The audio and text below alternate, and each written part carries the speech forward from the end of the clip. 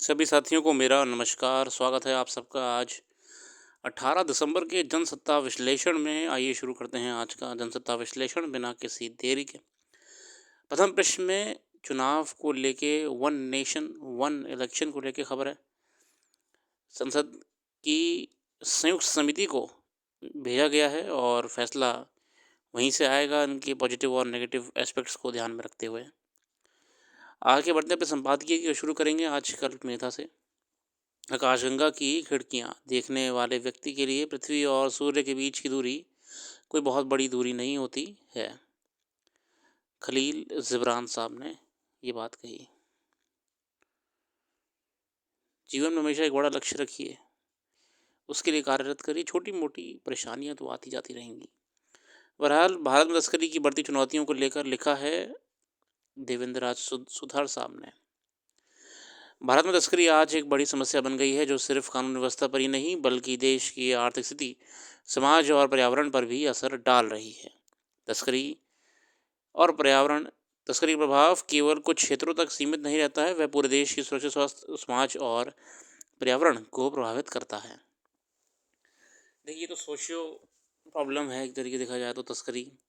राजस्व खुफिया निदेशालय की ओर से जारी रिपोर्ट में भारत तस्करी 2023-24 तस्करी की बढ़ती घटनाओं के बारे में चेतावनी दी गई है और इसके समाधान के लिए प्रभावी कदम उठाने की जरूरत बताई गई है। भारत में तस्करी के मुख्य स्रोतों और मार्गों में बदलाव आ रहे हैं। तस्करी की विभिन्न प्रवृत्तियां भारत में विभिन्न रूपों में दिखती हैं, मतलब इवॉल्व हो रहा है देखा जाए तो। अब इसमें बहुत चीज़ें होती हैं। शराब की तस्करी, मादक पेय की तस्करी, सिगरेट की तस्करी, ड्रग्स की तस्करी, वन्य जीवों की तस्करी, मानव तस्करी। म्यांमार, बांग्लादेश और पाकिस्तान जैसे पड़ोसी देश के साथ भारत की सीमाओं का भी इस्तेमाल तस्करी के लिए किया जा रहा है। वर्ष 23-24 में कोकेन की तस्करी के 47 मामले सामने आए। ये संख्या पिछले वर्ष की 21 मामलों से कहीं अधिक है। इसका मुख्य कारण यह है कि दक्षिण अफ्रीका और अफ्रीका देश सीधे हवाई मार्गों और समुद्री मार्गों के माध्यम से भारत में मादक पदार्थ पहुंच जाते हैं। तस्कर नशीले पदार्थों को हवाई मार्गों या समुद्र के रास्ते भारत में भेजते हैं। इसके अलावा ब्लैक कोकेन नामक एक नया प्रकार भी सामने आया है जो अन्य सामान्य कोकेन से अलग है। मतलब इवॉल्व हो रहा है चीज़ें। भारत में सोने की तस्करी विशेष रूप से बढ़ रही है। अब देखिए, आए दिन खबरें आती हैं एयरपोर्ट पे किसी न किसी प्रकार से स्मगलिंग करी जा रही है सोने की, है ना। कोई कोई नकली प्लास्टर चढ़ा के आता है, पर पर्चे दिखा डॉक्टर के, मेरा पैर टूटा हुआ है, हाथ टूटा हुआ है। और जब कस्टम्स वाले उसका हाथ पैर काटते हैं, मतलब हाथ पैर नहीं काटते हैं, वो प्लास्टर काटते हैं, तो पता लगता है उसमें गोल्ड लिक्विड फॉर्म में बाहर छुपा हुआ है। कुछ लोग अपने बैग्स में मॉडिफिकेशन करा के ये छुपा के लाते हैं। सोने की तस्करी के लिए म्यूल्स, सामने ले जाने वाले व्यक्ति को म्यूल्स बेसिकली शब्द है ये जो सिर्फ सामान लाता ले जाता है, खच्चर कह सकते हैं आप। सोने की तस्करी के लिए म्यूल्स का उपयोग किया जाता है जिनमें विदेशी नागरिक या कभी कभी हवाई अड्डों के कर्मचारी भी शामिल होते हैं। कई बार तो देखिए एयर कैबिन क्रू भी शामिल होता है। इसके अलावा भारत में वन्य जीवों की तस्करी भी एक गंभीर मुद्दा बन चुकी है। हाथी दांत, तेंदुआ की खाल और अन्य संरक्षित प्रजातियों की तस्करी की घटनाएं लगातार बढ़ रही हैं। तस्करी से जैव विविधता पर संकट बढ़ रहा है और पर्यावरणीय असंतुलन भी पैदा हो रहा है।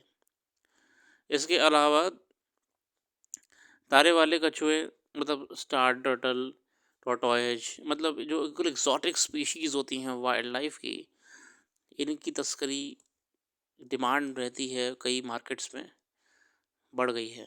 भारत में तस्करी के लिए मुख्य रूप से 3 प्रमुख मार्गों का उपयोग किया जाता है। पहला हवाई मार्ग, दूसरा समुद्री और तीसरा सड़क मार्ग। और ये सब डेटा खुद सरकार का है, जो डिपार्टमेंट ऑफ रेवेन्यू इंटेलिजेंस होता है, DRI। इसमें इनकी रिपोर्ट में मेंशन है सभी है कि तस्करी की घटनाएं बढ़ती जा रही हैं, आए दिन बढ़ती जा रही हैं।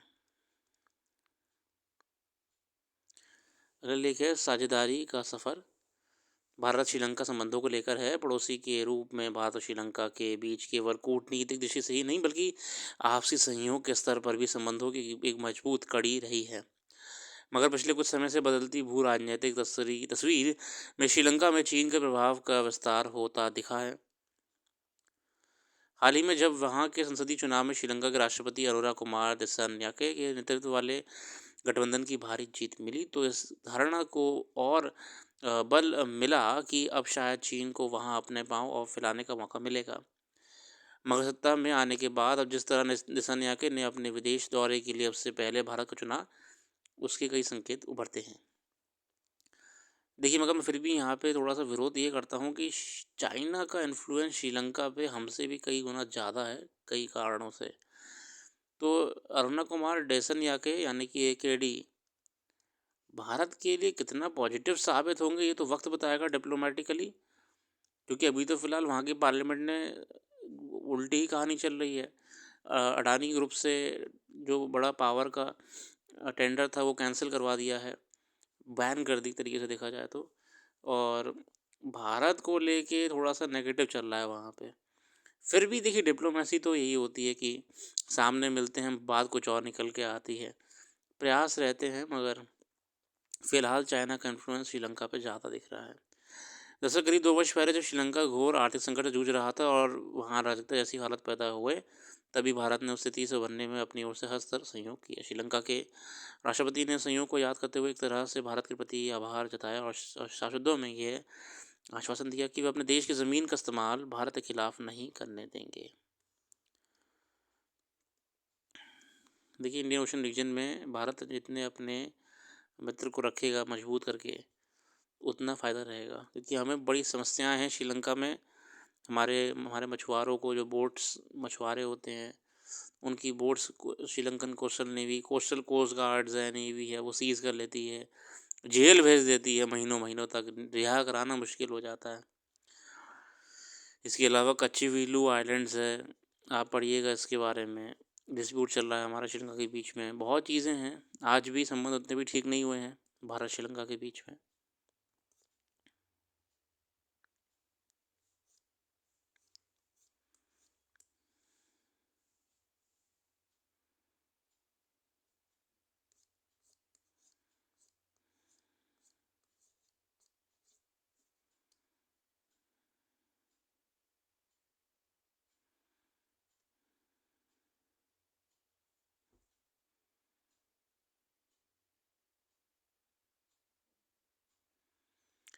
फिलहाल आज के लिए इतने रखते हैं। अपना कीमती समय देने के लिए बहुत बहुत धन्यवाद। और करंट अफेयर्स जानने के लिए आप हमारी वेबसाइट को विज़िट कर सकते हैं। वेबसाइट का लिंक डिस्क्रिप्शन में मौजूद है। डिटेल में करंट अफेयर्स आपको वहाँ पे देखने को मिलेगी। कल फिर आते नई वीडियो के साथ। Thanks for watching.